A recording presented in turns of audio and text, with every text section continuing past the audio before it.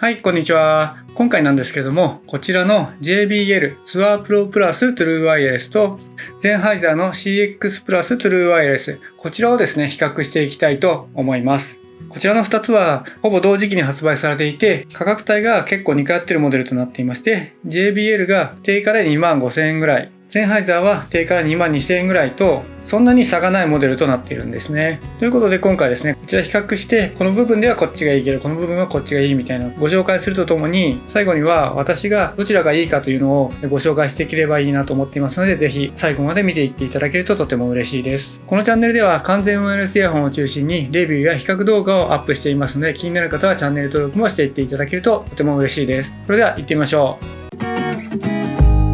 はい。ということで、早速ですね、こちらの2つを比較していくんですけども、まずはスペックや価格を比較していきたいと思います。どちらのイヤホンもノイキャンや外音取り込みには対応していまして、片耳のイヤホンのみでの使用も可能となっています。ワイヤレス充電の部分で差がありまして、JBL の方はワイヤレス充電に対応しているんですけども、ゼンハイザーはワイヤレス充電には未対応となっています。Bluetooth のバージョンは JBL がバージョン 5.0、ゼンハイザーが最新のバージョン 5.2 となっています。対応コーデックにもこちら差がありまして、JBL は SBC AAC となっているのに対して、ゼンハイザーは SBC AAC に加えて aptX やハイレゾ相当の音源も聞ける aptX アダプティブまで対応しているというのがとても大きなポイントですね。まだ aptX アダプティブに対応しているスマホっていうのがそんなに多くないと思うので、あんまり恩恵を受けれる方が少ないかもしれないんですけども、これはですね、スマホを買い替える際に Android で aptX アダプティブに対応しているスマホを買うことによってハイレゾ相当の音源が聞けますので、これはとても大きなメリットだと思ってますね。ドライバーサイズは JBL の方が 6.8mm のドライバーで、ゼンハイザーは 7mm となっています。充電時間は JBL が2時間で、ゼンハイザーが 1.5 時間と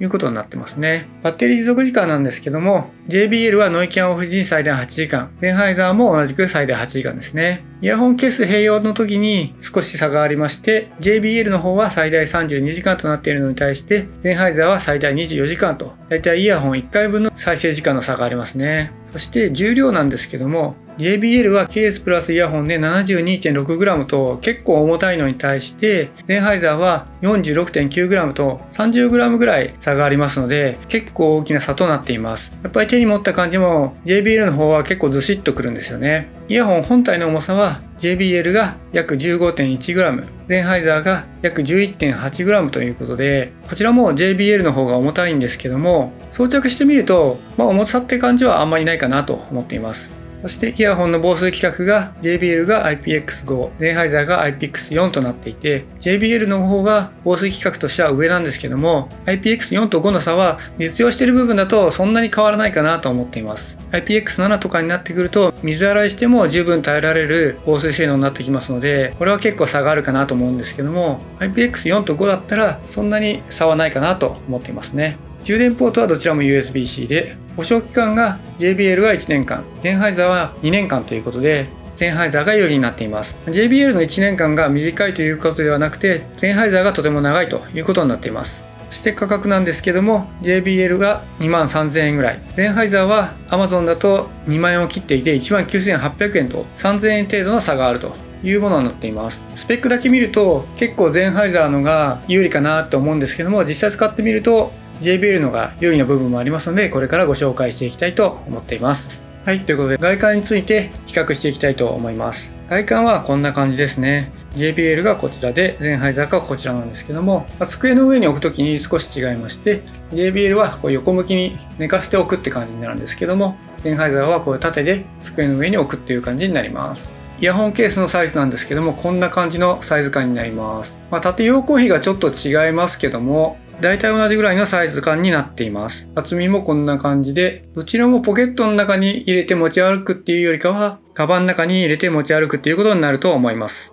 ただ質感が結構違いまして、JBL の方は結構このガンメタみたいな色が結構綺麗で、ちょっと金属っぽい感じがしてですね、とても高級感があるのがいいポイントです。こちらの JBL のロゴとかですね、ここの線なんかもメタリックな感じがとてもかっこいいです。で、裏返すとこんな感じで、裏の部分だけちょっと素材が違いまして、この面からワイヤレス充電ができるようになっていますね。対してゼンハイザーの方っていうのは結構角張っていて、こちらですね、かなりプラスチック感を感じる質感になっているんですね。このゼンハイザーのロゴとかはとてもかっこいいんですけども、見た目はかなりチープというか、プラスチック感があって、なんかおもちゃみたいな感じになっていますので、イヤホンケースの外観っていう意味だと JBL のが高級感がありますよね。イヤホン本体も比べていくんですけども、こんな感じになっています。イヤホン本体も素材は JBL の方がちょっと金属っぽい感じがして、とてもシックでかっこいいですね。円形になっていまして、男性でも女性でもつけられるような形になってるんじゃないかなと思います。JBL の方はちょっと細長くて、角は丸まってるんですけども、長方形のような形で、ちょっと大きいかなっていう感じに見えます。実際の表面積はそんなに変わらないかなと思うんですけども、パッと見ですね、ゼンハイザーのが大きく見えるんじゃないかなと思います。イヤホン本体もゼンハイザーは結構この辺とかですね、側面なんかはプラスチック感があって、やっぱりどうしても高級感っていう意味だと JBL のがあるかなと思います。この辺のデザインは好き嫌いがあると思うので、何とも言えないんですけども、私個人としましては JBL の高級感があってかっこいいかなと思いますね。JBL の方はこの横にツアーという文字も書かれていまして、この辺もとても高級感があっていいかなと思います。イヤホンの裏面を見てみますと、どちらもこちらに脱着センサーがついていますので、脱着センサーを用いてイヤホンを外したら音楽を一時停止にするっていう設定もすることができます。ノズルの長さに違いがありまして、こう比べるとよくわかるかなと思うんですけども、ゼンハイザーのが少し長くて、測った感じだと2ミリぐらいゼンハイザーのが長いかなって感じがしています。そのためゼンハイザーのが耳の奥の方まで行きますので、あんまり耳の奥にイヤホンが入るのが苦手って方は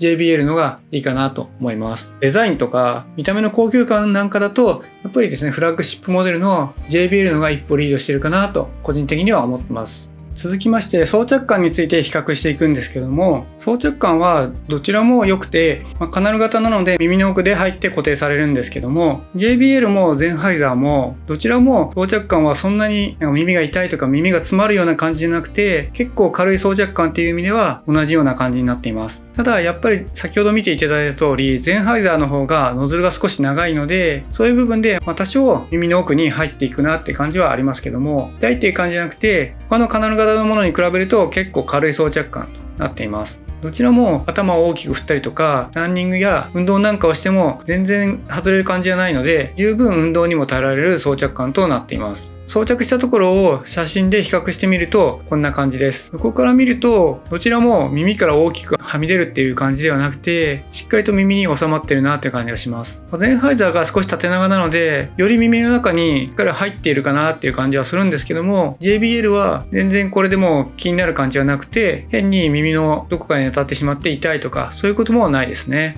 前から写真を撮って比べてみるとこんな感じになっています。このように見るとゼンハイザーのが少しはみ出ているかなという感じはしていますけども、JBL も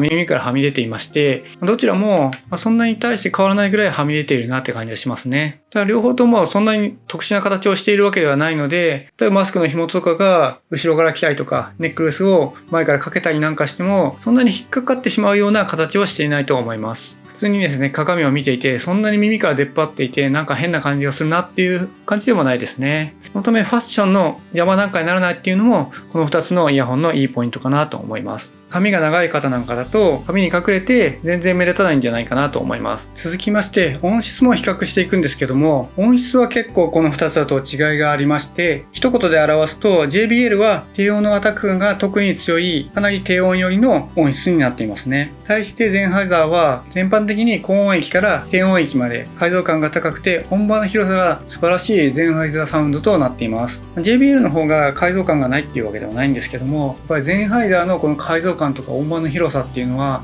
際立っていて、ハイエンドモデルに負けない素晴らしい音質をしているっていうのがとてもいいポイントです。で JBL はやっぱり低音の迫力がとてもすごくて、カスタムイクライザーなんかでグッとですね低音を上げていただくと、ライブハウスとか大きいコンサートホールなんかで低音が鳴ると空気の圧がドンってくるような感じがあると思うんですけども、そういうのに近いような低音ですね、出してくれますので、完全ワイヤレスイヤホンというこれだけ小さい筐体なんですけども、とても迫力が強いっていうのがとにかくいいポイントです。低音が強いイヤホンっていうのは安いモデルなんかだとなんかボワッとですね、なんか丸いというか解像感の悪いなんか丸い音になっちゃうものっていうのが結構あるんですけども、このツアープロプラスは低音のキレもとてもあってシャープな低音を出してくれますので、とても快適ですね。ゼンハイザーの低音も全然弱くないんですけども、やっぱり低音のアタック感という部分だと JBL の方が強いので、低音を重視したいっていう方は JBL の方がおすすめです。それよりも音の解像感といったいろいろな楽器の細かい音を聞きたいという方とか、音盤の広さとか音の定義感という右の方からこの楽器が聞こえるな、左の方からこの楽器が聞こえるなとか、そういうのをですね、細かく体感したい方はゼンハイザーのがおすすめです。私個人的には JBL よりもゼンハイザーのが好きなんですけども、低音重視の方は JBL のが好きって方も多いと思いますね。どちらにも共通する注意事項としましては、デフォルトの音で聞くっていうよりかは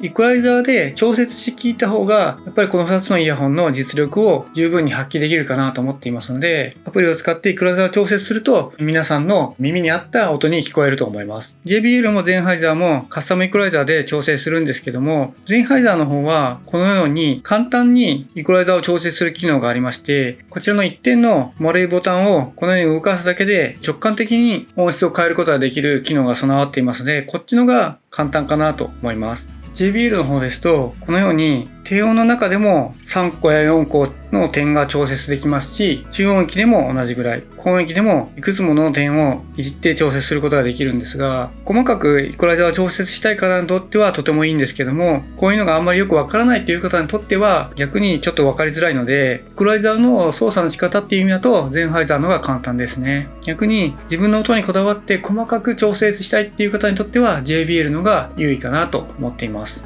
続きまして操作感について比較していくんですけども、どちらもイヤホン本体表面のタッチセンサーで操作することになります。物理ボタン式じゃなくてタッチセンサーですので、力を入れることもなく簡単に操作することが可能です。どちらも結構操作はしやすくて、イヤホン本体全面がタッチパネルになっていまして、押し間違いとか誤タッチなんかもないのがいいポイントです。例えば JBL の前作なんかだとイヤホン本体に対してタッチセンサーが小さかったので結構誤タッチなんかがあったんですけども、この2つはどちらもイヤホン表面の全部がタッチセンサーになっていますので誤操作がないんですよね。これはとてもどちらもいいポイントです。ただ複数タップした時なんかだとゼンハイザーのが有利だと思っていまして、例えば3回タップした時にゼンハイザーの場合はピッポッパッとですね、1回押すごとに音が変わって、さらにタップした時に操作音がタイムラグなくなってくれるので押しミスもなくてとてもいい操作感を実現していますね。JBL の方も操作音は鳴るんですけども、ゼンハイザーに比べると若干タイムラグがあるかなという感じがして、そういう部分でゼンハイザーのがタッチがしやすいです。それから JBL のちょっと劣ってるなというポイントが、イヤホン本体で全ての動作が完結できないっていう部分があります。どういうことかと言いますと、例えば左耳はノイキャンや外音取り込みを切り替えるアンビエントサウンドの操作というものにしておいて、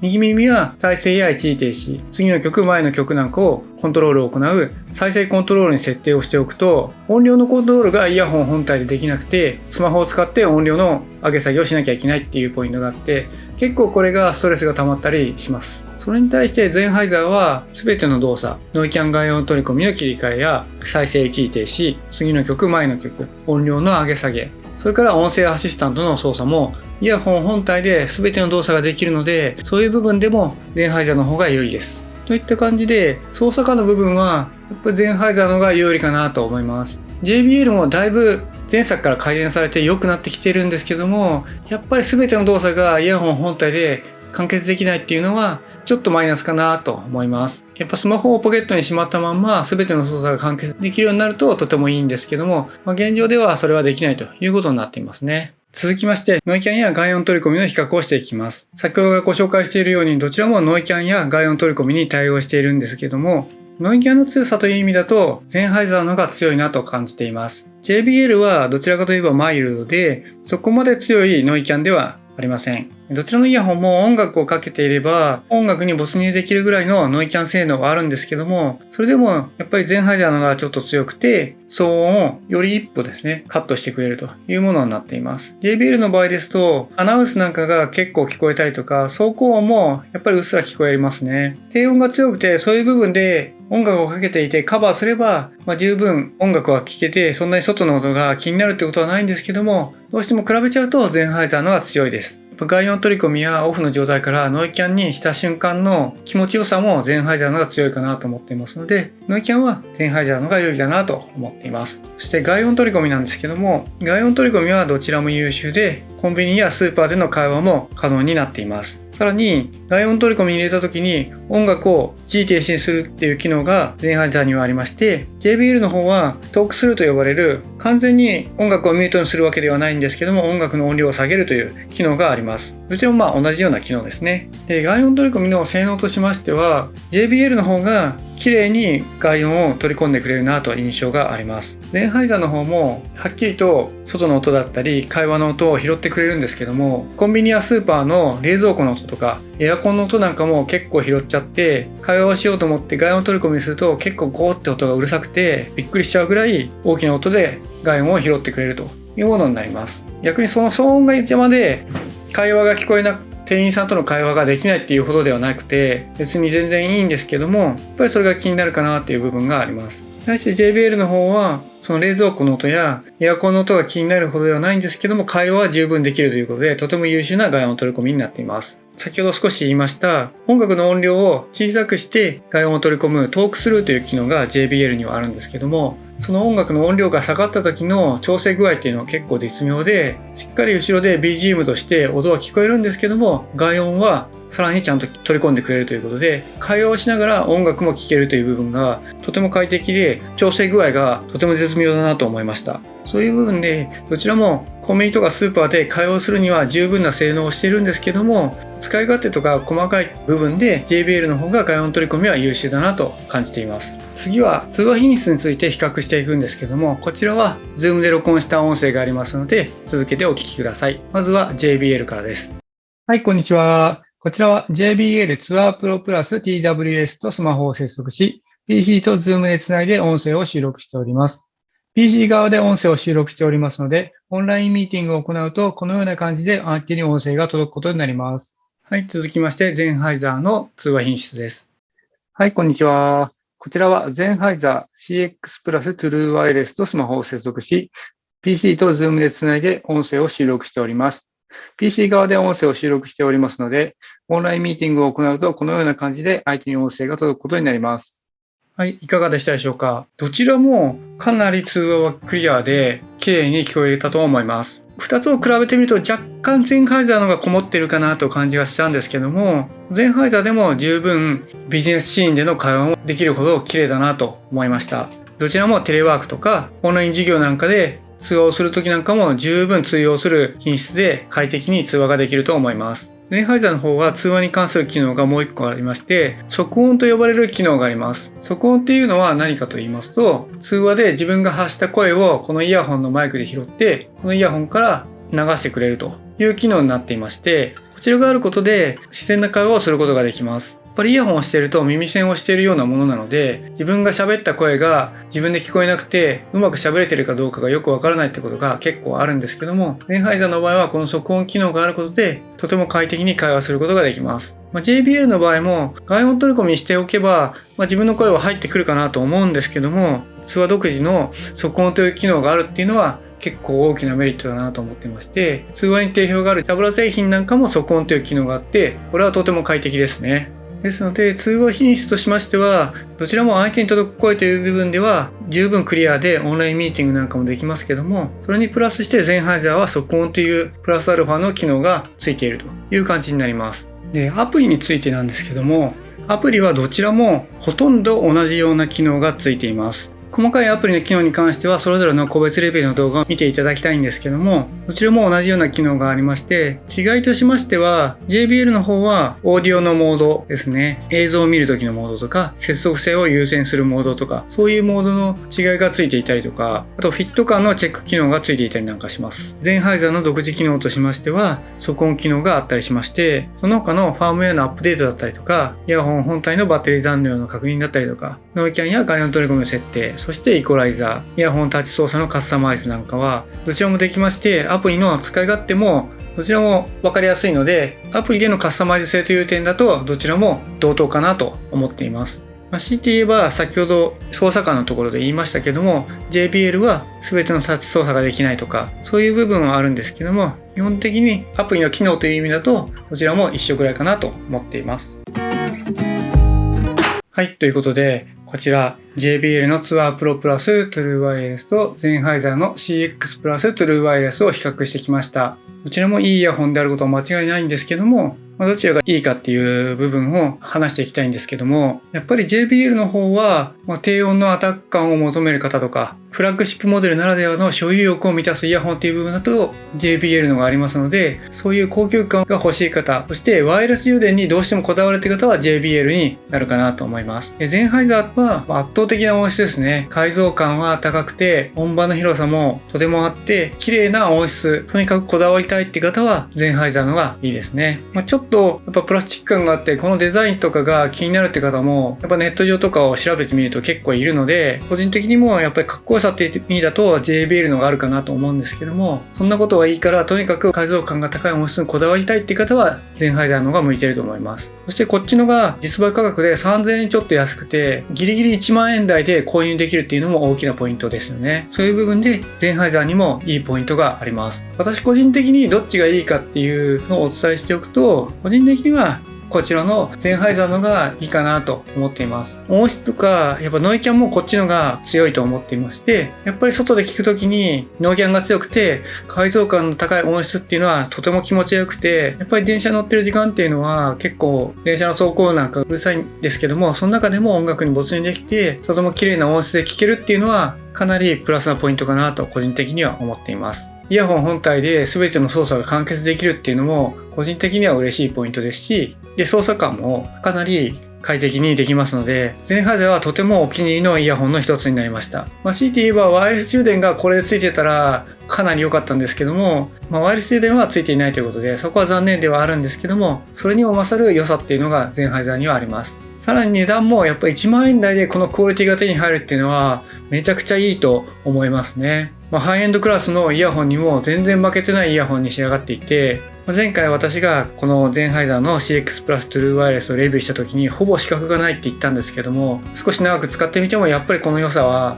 とてもいいなと思っていますね。人によってどこを重視するかっていうのは違うので JBL のがいいっていう方ももちろんたくさんいるとは思うんですけども、個人的にはちょっとチープでもいいからゼンハイザーのこの音でノイキャンもしっかりあるっていうのを推したいなと思いました。はい。ということで今回の動画は以上となります。この動画が良かったなと思ったら、グッドボタンやチャンネル登録もぜひよろしくお願いします。2021年の10月は注目のイヤホンがたくさん出るんですけども、ジャブラのエリート7 Pro とか、テクニクスの AZ60 とか、デノンの初めての完全ワイヤレスイヤホンとかですね、これらのイヤホンもこのチャンネルではレビューしていきたいと思いますので、気になる方はぜひチャンネル登録をしていっていただけるととても嬉しいです。そして私はブログもやっていまして、ブログの方でも完全ワイヤレスイヤホンのレビューや比較記事をアップしていますので、そちらもぜひチェックしていただけると嬉しいです。それではまた次回お会いしましょう。バイバイ。